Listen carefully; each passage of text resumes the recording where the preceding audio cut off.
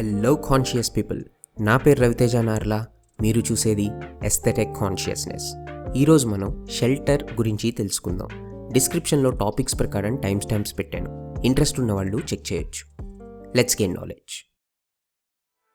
మనం లాస్ట్ 2 ఎపిసోడ్స్లో ఒక మనిషి సర్వైవ్ అవ్వడానికి కావాల్సిన ఇసెన్షియల్ రిక్వైర్మెంట్స్లో ఫుడ్ అండ్ క్లోతింగ్ గురించి తెలుసుకున్నాం.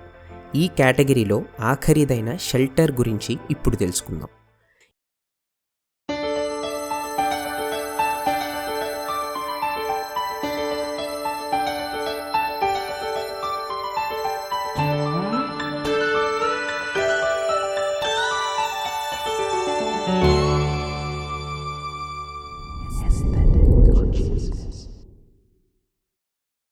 ఈ ప్రపంచంలో ఎక్కడికి వెళ్ళినా అక్కడ వేసుకునే దుస్తులు, తినే తిండి, ఉండే ఇల్లు, ఈ మూడింటిని బట్టి అక్కడ మనుషుల మైండ్ సెట్తో పాటు ట్రెడిషన్ని ఇంకా టెక్నాలజీని కూడా ఒక అంచనా వేయొచ్చు. ఇఫ్ ఇన్ కేస్ మన ఇంటెలిజెన్స్ని, క్రియేటివిటీని ఏలియన్స్ గనక స్టడీ చేయాలంటే ఈ 3 కేటగిరీస్ని కన్సిడర్ చేసుకుని ఒక అప్రాక్సిమేషన్కి వస్తారు. ఈ మూడిట్లో కూడా మనకి ఫస్ట్ అండ్ ఫార్మోస్ట్గా కనిపించేది బిల్డింగ్స్ అండ్ కన్స్ట్రక్షన్స్. మన పూర్వీకులు ఇలా బ్రతికుండొచ్చు అని ఒక ఐడియా కూడా ఈ కన్స్ట్రక్షన్స్ వల్లనే కొంత తెలుస్తుంది. మనం ఉండే ప్రాంతానికి కూడా ఇవే ఐడెంటిటీని తీసుకొస్తాయి. Just like the 7 wonders of the world. ఇప్పటి వరకు దాదాపుగా చాలా కన్స్ట్రక్షన్స్ రిలీజియన్స్ నుంచి వచ్చిన ట్రెడిషనల్ వాల్యూస్ని బేస్ చేసుకునే వచ్చాయి. అలా ప్రపంచమంతా ఎన్నో గొప్ప కట్టడాలు నిర్మించబడ్డాయి. ఈ బిల్డింగ్స్ అన్నిట్లో కామన్గా వాడే ఏకైక మెటీరియల్ కాంక్రీట్. అసలు ఈ కాంక్రీట్ అంటే ఏంటి? In simple terms, it is a mixture of cement, water and sand.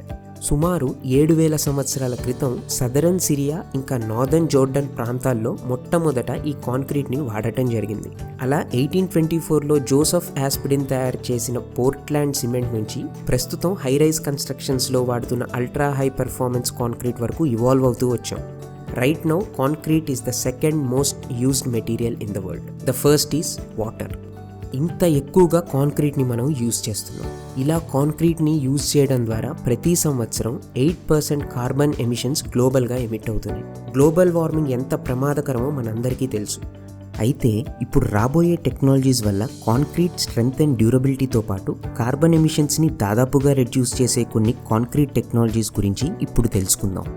Self healing concrete. ఒక సర్టెన్ పీరియడ్ ఆఫ్ టైం తర్వాత ట్రెడిషనల్ కాంక్రీట్ వల్ల క్రాక్స్ వస్తాయి. ఇవి ఎక్కువైతే బిల్డింగ్స్ కూలిపోయే ప్రమాదం కూడా ఉంటుంది.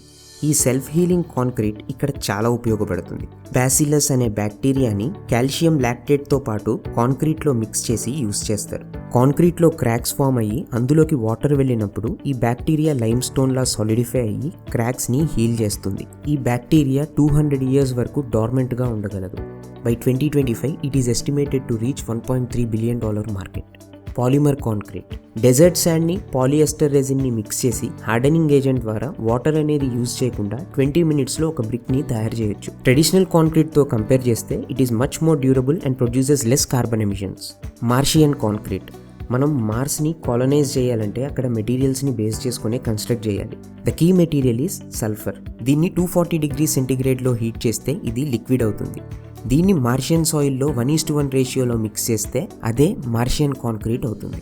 ఇది ట్రెడిషనల్ కాంక్రీట్తో కంపేర్ చేస్తే 2 times stronger and can also be recycled. Pervious concrete.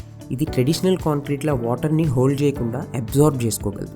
ఈ టైప్ ఆఫ్ కాంక్రీట్ని పేవ్మెంట్స్ మీద లేదా రెయిన్ వాటర్ హార్వెస్టింగ్కి ఆర్ ఫ్లడ్స్ ఎక్కువగా ఉన్న ఏరియాస్లో ఈవెన్ రోడ్స్ లాగా కూడా యూజ్ చేయొచ్చు.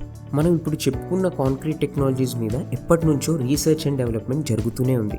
Maybe in the far future బిల్డింగ్స్ని కార్బన్ నానో ట్యూబ్స్ లేదా డైమండ్ నానో థ్రెడ్స్ని బేస్ చేసుకుని కన్స్ట్రక్ట్ చేయొచ్చు. అప్పుడు mile high skyscrapers will be very common. మనం వచ్చే 50 సంవత్సరాల్లో కట్టబోయే కన్స్ట్రక్షన్స్ హ్యూమన్ హిస్టరీలో ఇప్పటి వరకు కట్టిన అన్ని కన్స్ట్రక్షన్స్ని సర్పాస్ చేసేస్తాయి. Right now we're in the golden age of construction. రానున్న 50 సంవత్సరాల్లో మనం చూడబోయే బిల్డింగ్స్ కానీ కన్స్ట్రక్షన్స్ కానీ ఇప్పటి వాటితో పోలిస్తే in terms of aesthetics, technology and durability ఊహించలేని మార్పులు ఎన్నో చూస్తాం. All thanks to those wonderful scientists and architects who are transforming the face of earth. ఆఖరి వరకు చూసిన వాళ్ళందరికీ I thank you for your valuable time. మీ ప్రకారం మన ప్రపంచం రాబోయే కట్టడాల వల్ల ఎలా రూపాంతరం చెందబోతుంది? ఈ టాపిక్లో మీకేమన్నా క్వశ్చన్స్ ఉన్నా కింద కామెంట్ చేయండి. ఇంట్రెస్టింగ్గా ఉంటే I will answer them in my next video. Until then, be curious, be conscious.